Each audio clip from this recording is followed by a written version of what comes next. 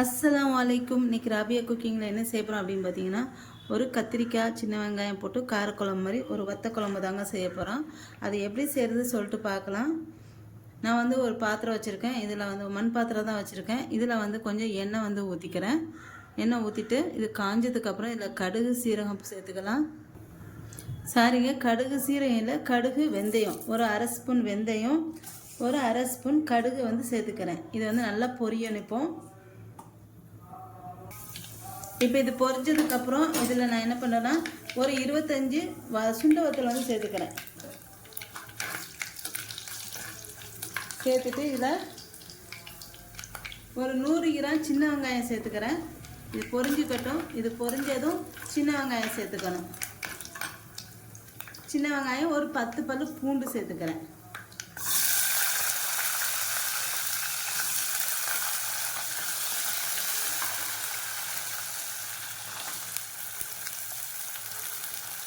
சேர்த்துட்டு வெங்காயம் வந்து நல்லா வதங்கணும். அடுத்து இதிலே கொஞ்சம் கருவேப்பிலை சேர்த்துக்கிறேன். ஒரு நிமிஷம் வெங்காயம் வதங்கினதுக்கப்புறம் இதில் வந்து கத்திரிக்காய் வந்து ஒரு 150 கத்திரிக்காய் வந்து சின்ன கத்திரிக்காய் எடுத்துக்கோங்க. இந்த மாதிரி கட் பண்ணிக்கோங்க. பாருங்க, சின்ன சின்ன கத்திரிக்காய் விட்டு ஒரு 150 கத்திரிக்காய் சேர்த்துக்கிறேன். சேர்த்துட்டு இதுவும் எண்ணெயிலே வதக்கணும். விட்டுட்டு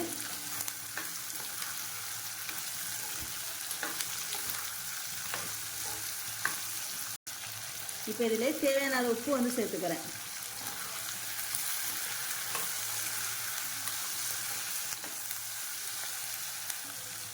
இப்போ இது வந்து ஒரு 3 நிமிஷம் வந்து வதங்கணும். வதங்குறதுக்குள்ளே இதுக்கு வந்து ஒரு மசாலா வந்து அரைச்சிடலாம்.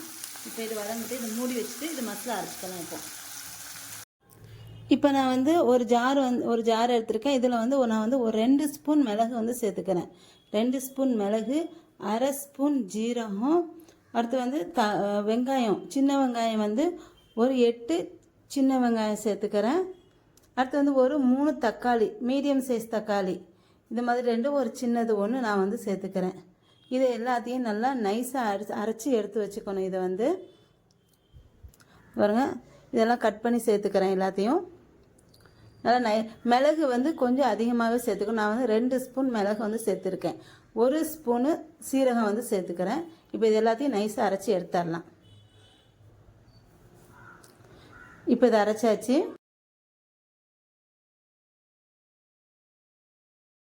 இதோட ஒரு நெல்லிக்காய் சைஸ் புளி எடுத்து நான் வந்து கரைச்சி வச்சுக்கிறேன்.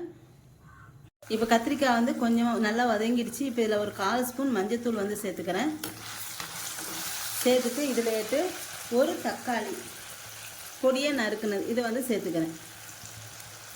சேர்த்துட்டு இதையும் சேர்த்து நல்லா வதக்கிக்கணும். இப்போ இது எல்லாம் நல்லா வதங்கி வந்துருச்சு. இப்போ இதில் இந்த அரைச்சி வச்சுருக்க மசாலா வந்து சேர்த்துக்கிறேன். சேர்த்துட்டு கொஞ்சமாக தண்ணி வந்து சேர்த்துக்கலாம்.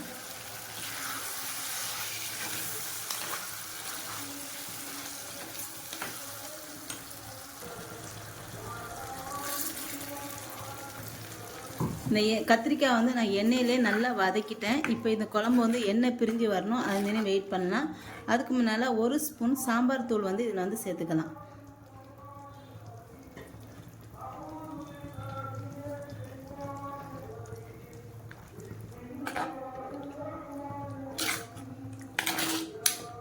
அவ்வளோதாங்க. இதில் நான் வந்து மிளகாத்தூள் வந்து சேர்க்கலை. எனக்கு வந்து அந்த மிளகு காரமே போதும். நான் வந்து அதிகமாக காரம் சேர்க்க வேண்டாம் அப்படின்னு சொல்லிட்டு மிளகு காரம் மட்டும் மிளகு அதிகமாக போட்டிருக்கதால மிளகு காரம் போதும்னு சொல்லிட்டு விட்டுட்டேன். உங்களுக்கு காரம் எதுவும் தேவைப்பட்டுச்சுன்னா கொஞ்சம் மிளகாத்தூள் வந்து சேர்த்துக்கோங்க. அடுத்து இதில் வந்து புளி தண்ணி வந்து சேர்த்துக்கிறேன். புளி கரைச்சி வச்சுருக்கேன், அதை சேர்த்துக்கிறேன்.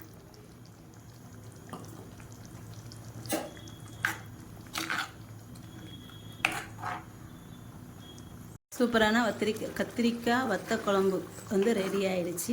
பாருங்கள், சூப்பராக இருக்குது. பார்க்கட்டு எண்ணெய் பிரிஞ்சு நல்லா வந்துருச்சு. இப்போ வந்து குழம்பு வந்து இறக்கிடலாம்.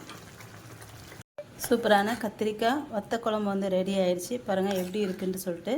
ரொம்பவே நல்லாயிருக்கும். நீங்களும் இந்த மாதிரி ட்ரை பண்ணி பாருங்கள். பார்த்துட்டு எப்படி இருக்குன்னு சொல்லுங்கள். என்னோட இந்த வீடியோ உங்களுக்கு பிடிச்சிருந்தா லைக் அண்ட் கமெண்ட் ஷேர் பண்ணிக்கோங்க. என்னோட சேனலை மறக்காமல் சப்ஸ்கிரைப் பண்ணிக்கோங்க.